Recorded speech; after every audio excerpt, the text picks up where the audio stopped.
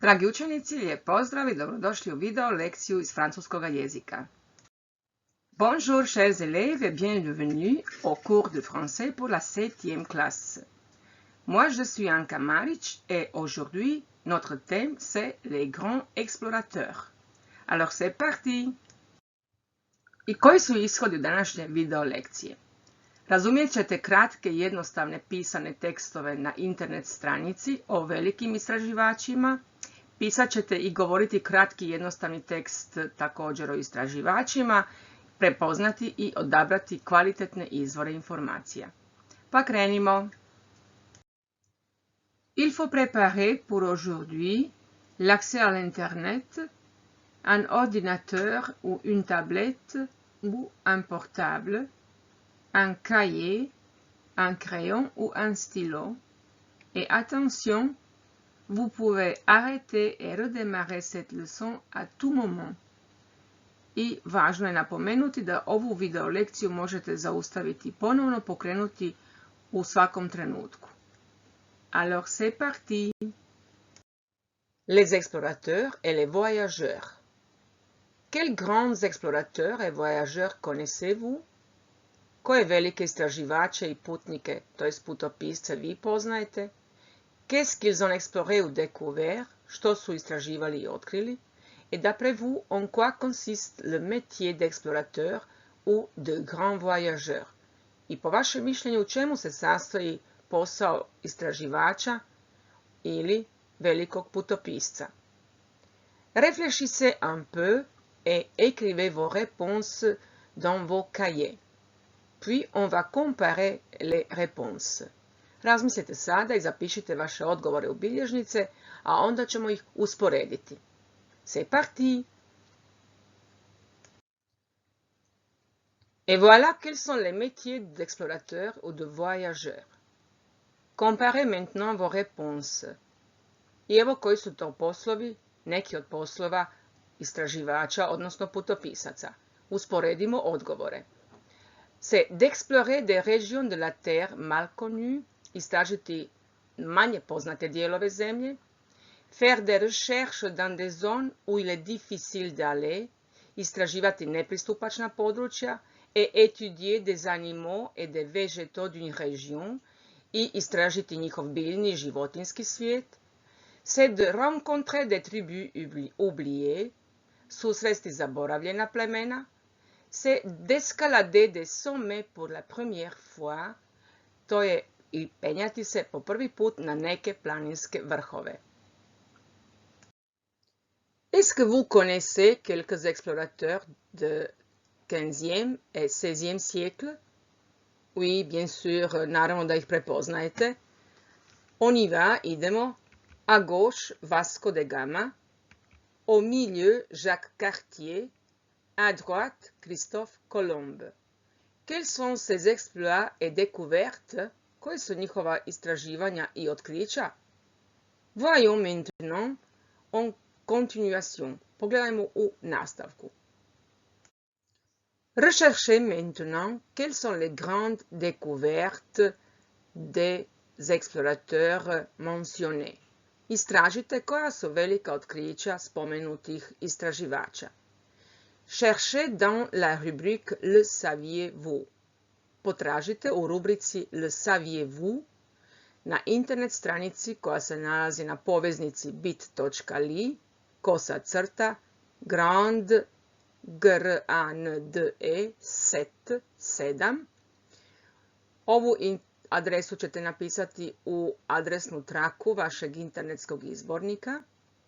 Et puis, zatim, cliquez sur le mot jouer, kliknite na riječ jouer, et enfin sur le mot c'est parti, zatim na izraz c'est parti. Cherchez les informations suivantes et écrivez-les dans vos cahiers. Potražit ćete sljedeće informacije i zapisati u vaše bilježnice. Dakle, tražite pod rubrikom Le saviez-vous. Bon travail!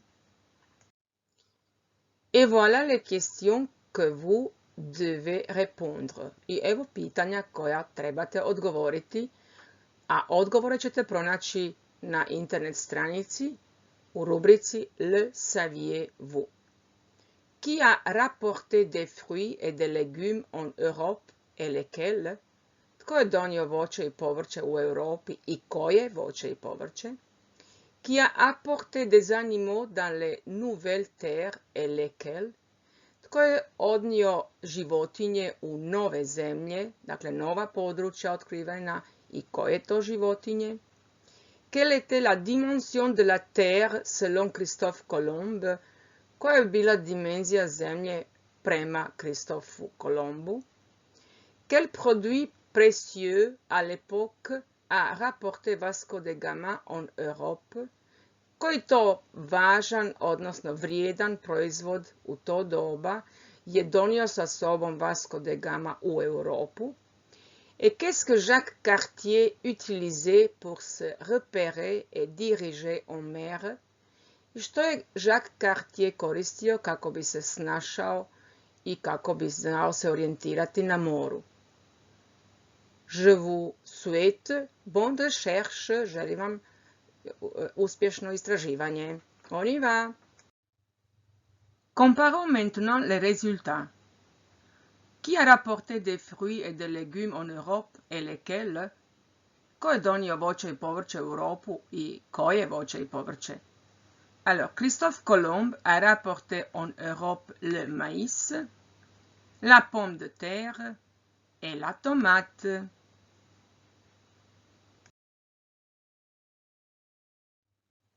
Qui a apporté des animaux dans les nouvelles terres et lesquels? Tko je odveo životinje u nova područja i koje životinje?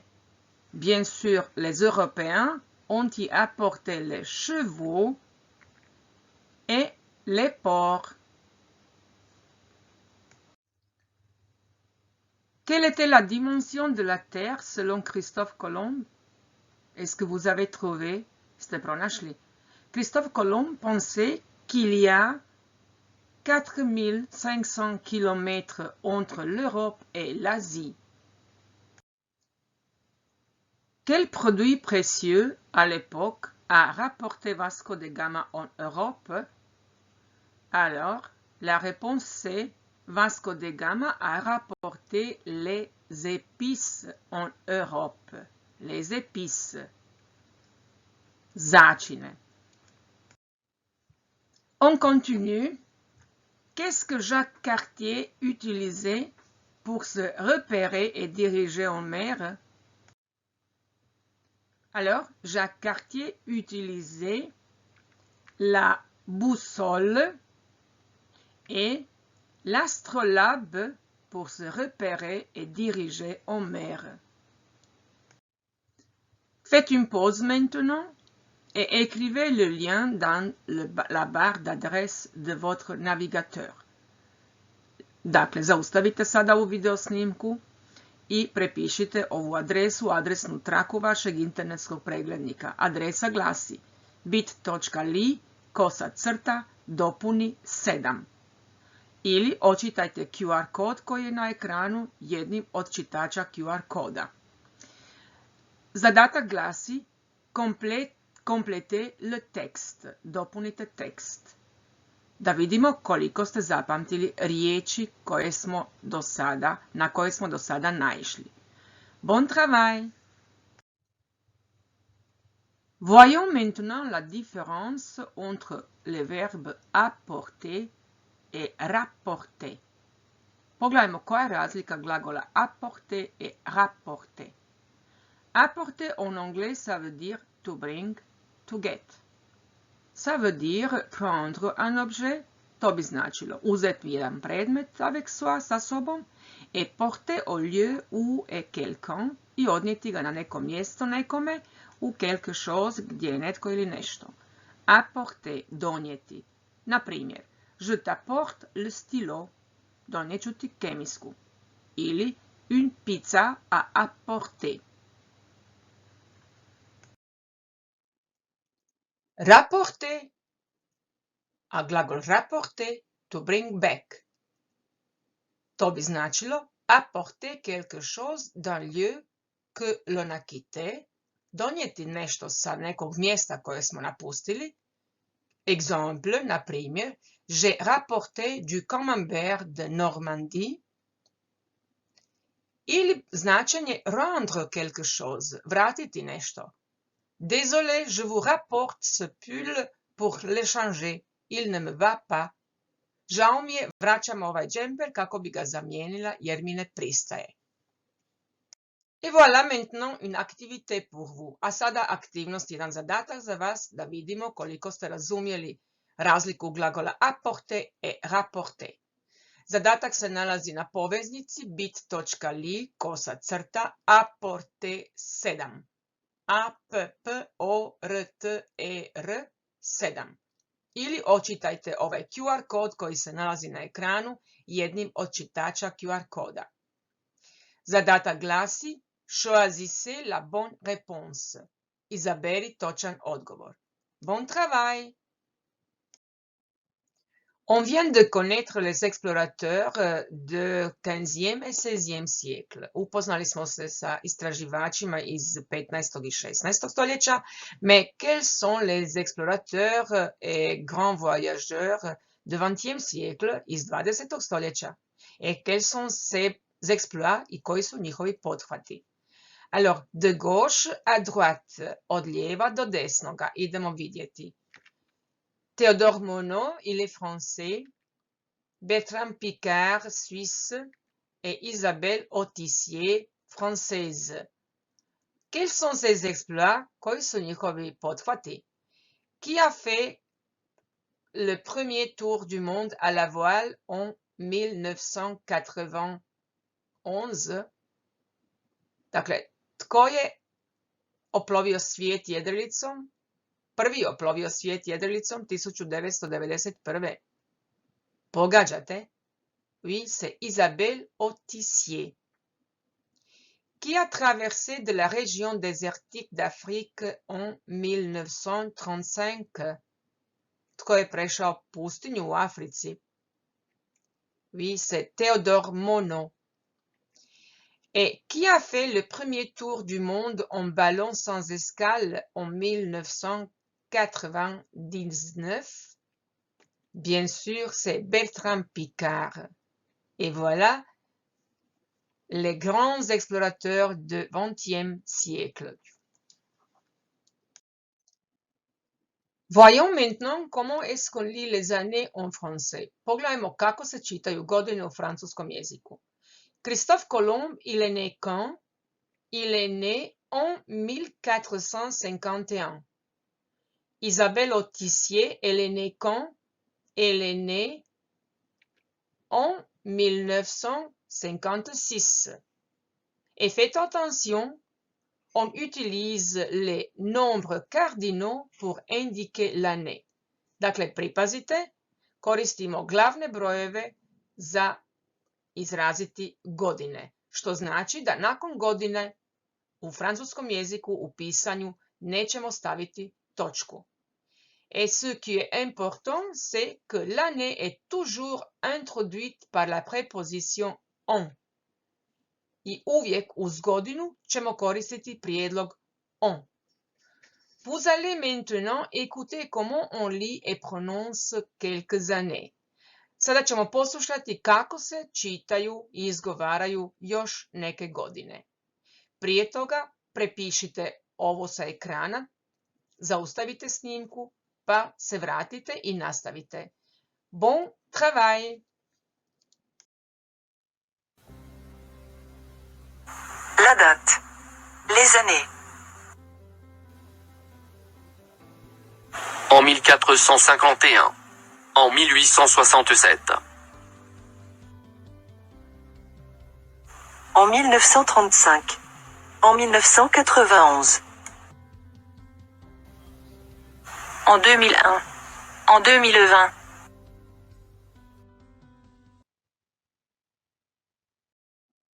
Et maintenant encore une activité pour vous.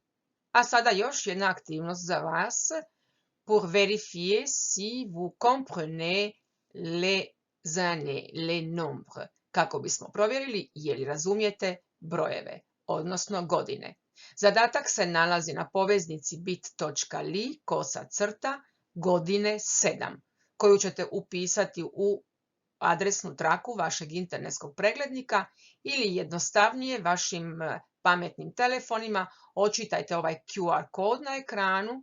Morate imati jedan čitač QR koda, na primjer Viber ima čitač QR koda, Snapchat također, i pristupite zadatku. Zadatak glasi associez le texte avec la date. Povežite tekst s datumom.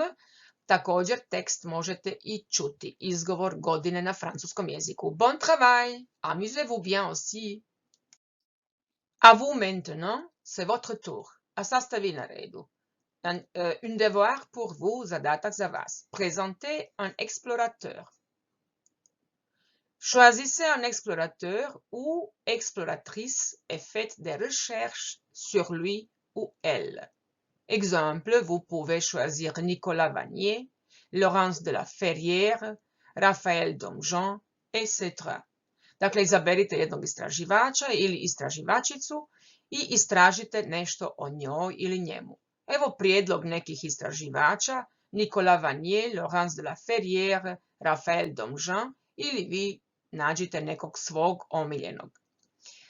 Puis, zatim, écrivez une petite présentation. Napišite jednu malu prezentaciju, spomenut ćete date de naissance, datum rođenja, to je godinu, objektif, koji su ciljevi bili des exploits, istraživanja, itinéraire, ako ga ima, dakle plan puta, moyen de transport, prijevozno sredstvo ili prijevozna sredstva, exploit ou découverte, koji su dakle pothvati, odnosno koja su otkrića.